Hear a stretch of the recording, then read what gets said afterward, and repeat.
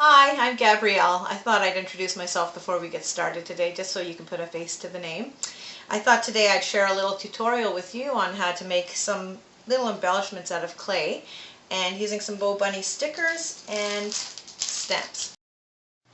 Alright, let's get started. What I'd like to do is show you all this layout that I just recently made.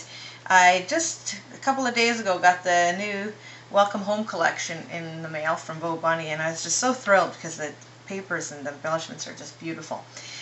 Here I made this layout here, and what I did was I included some tiles that I made. This one was made with the Bo Bunny stickers, and this one here I used just some paint and stamps. So now to get started, what you need to do is get yourself a little bit of baking clay. I used Sculpey, but there's also, Michael's makes a store brand that's pretty inexpensive, or you could use Fimo. It's a baking clay, it only takes a few minutes to bake off. So first what you want to do is you open the package, you have to really knead it to soften it, and here I just kneaded out some of the dough and rolled it out. See, that dough is clay. And roll it fairly thin because you don't really want to have too thick of an embellishment. I know a lot of you are not crazy about the 3D layouts, so we're going to keep it flat as possible. What I like to do is peel it off and use the other side because then it's perfectly smooth. Okay, then I just get a knife and cut tile shapes out. So just cut a straight line. I don't get too fussy measuring unless it's for a specific thing you want to do it. And cut yourself a few of them out like that. So I'm just going to do that, and I'm going to do it right there in half again. You just heard my new puppy barking there. She wants in on this video. Okay, and then you just cut the tile shapes. Try to get them square as possible, like that, and cut the squares.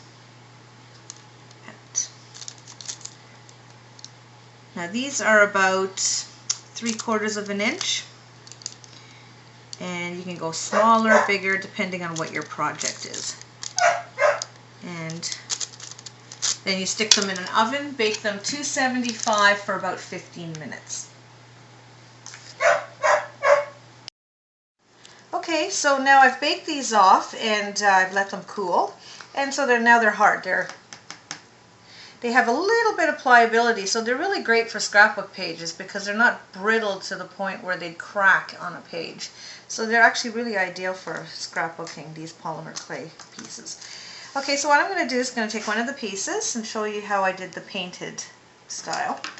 I take sandpaper if there's any, rough edges you're not crazy about. This one looks pretty good actually. Rub a little sandpaper on it, round off the edges if you want, and that's good. Okay, I used really soft color paints here. These are just from my local craft shop. For my purposes, I'll use this soft blue color. And just dip a little water in. And don't give it a perfect coat because you want them to look kind of shabby chic, not all the edges covered. Give it a second to dry here. And I might give it a second coat just for a little more color. And what I'm going to use today is a few of the Bo Bunny stamps. I really love scripted stamps. This one here, Bo Bunny, the one for the winter collection, Midnight Frost. They have a little scripted stamp. I use this one a lot on my pages and for different types of projects. I have a little block here that I always use. Got some cleaning it, got a little stuff on there. Okay, so this is almost dry. Let me just add a little more color. There we go. Let that dry.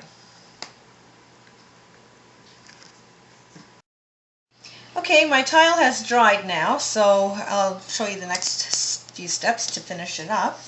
What I like to do is take a little bit of sandpaper and just sand the edges a wee bit. I just like to give it kind of that distressed, sort of shabby chic look, like a used found tile. Just like that. Okay, and then I just go to my trusty little box of inks here, and I like to use this color box.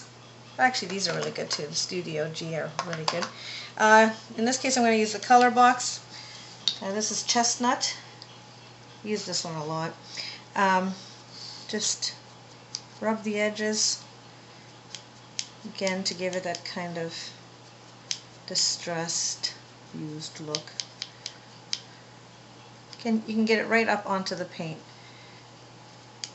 There we go. Okay. Hope I don't lose my voice. I'm just on the tail end of a cold. Okay, so next step is stamping. So here, like I said, I'm using the one from Midnight Frost, the script stamp, and I'm going to use kind of a blackish brown dark ink to do the script stamping. Just nice evenly coat it. What I really love about these Bow Bunny stamps is they also come with the image. You can see it there, the image is on there. So you can place it over your stamp to kind of gauge what it's going to look like. So if that's the look you're going for, that's the part of the stamp you'll use. So I think that's what I'm going to do here. Let's just take that, press it on, give it a nice firm press. I kind of rock it a little bit just to make sure I get it even. There we go. So already it looks nice just the way it is, but I think I'm going to add an image to it like I did here. So in this case I used another stamp from one of my favorite collections, Gabrielle. And here we go. I'm going to use the smaller of the two butterflies. I'll just wash that up after. Stamp on, and again I'll just use the dark ink. These are so nicely detailed, these stamps, and they give a really nice crisp finish too.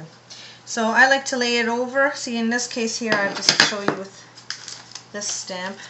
What I like to do is take the image and just lay it over, I should turn it, and see where I really want to place it where it would look nice. I kind of like it half on the stamp, not just the whole thing in the center. And so in this case, I better give it a little touch extra ink. There we go. And just press it on.